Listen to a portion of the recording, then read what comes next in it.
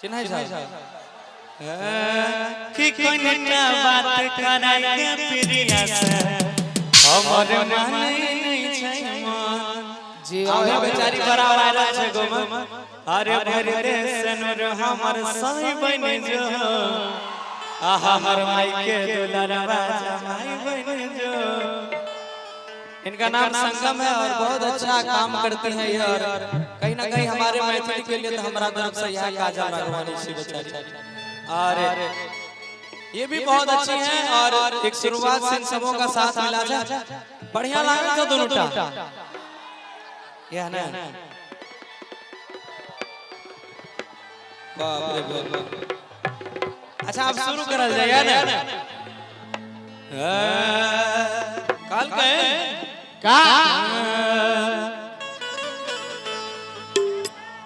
कह देने छी हमर रानी जियो प्यास आज जिंदगी तबागे जल्दी से कह ले अब हमारा से बियाह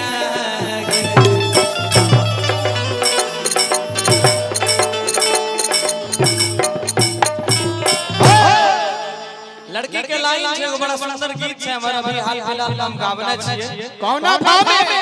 लड़की कहती है कि दोपहर साँझ भोरे आज सोचै छी रे तोरे जियो प्यास की फोटो से मन नहीं भरै रे छौरा अरे मिलै के मन भरी करे त हम कहलो का आगे की दिल के तालाब में रहने वाला मछली हमारे रहो बन जो तब हरा वाले सनोर हमर बहू बन जो आ हमर पापा के दुलारी पुतौ बन जो। आइए एक बार कि दिल के तालाब में रहने वाला आरे मछली हमारे रहो बन जो भरा वाले से नूर हमर बहू बन जो भरा वाले से नूर हमर बहू बन जो हमर पापा के दुलारी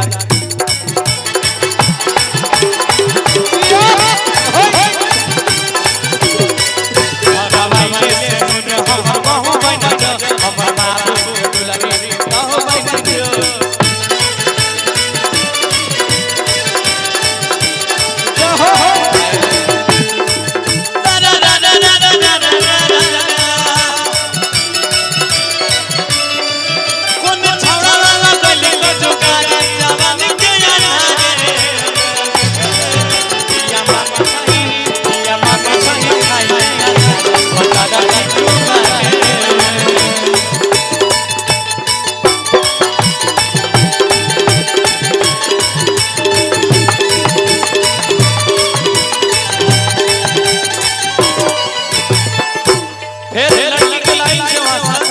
लड़की कहे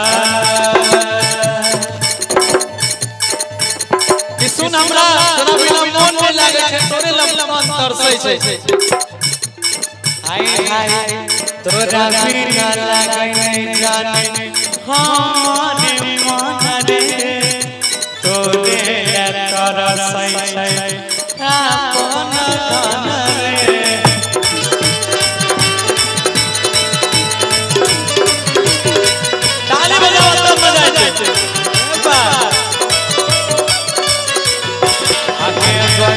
तोरा बिना लागे पगली हमारा लगे तोरे तरसै छै सौंसे लगे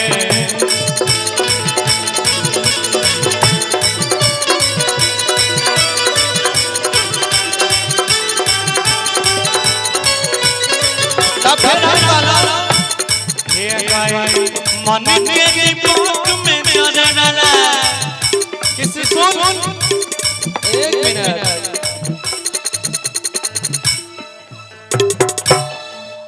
लड़की कहे छै कि तोरा बिना लागे नहीं पगला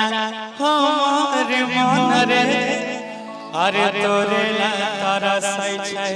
सौसे तन रे। तो हम जवाब दिलो ओइ पर आगे के झूठ नहीं बोले तू ते डरै छही बाप से। हमर दिल के हाल एक बेर पूछे अपना आप से। और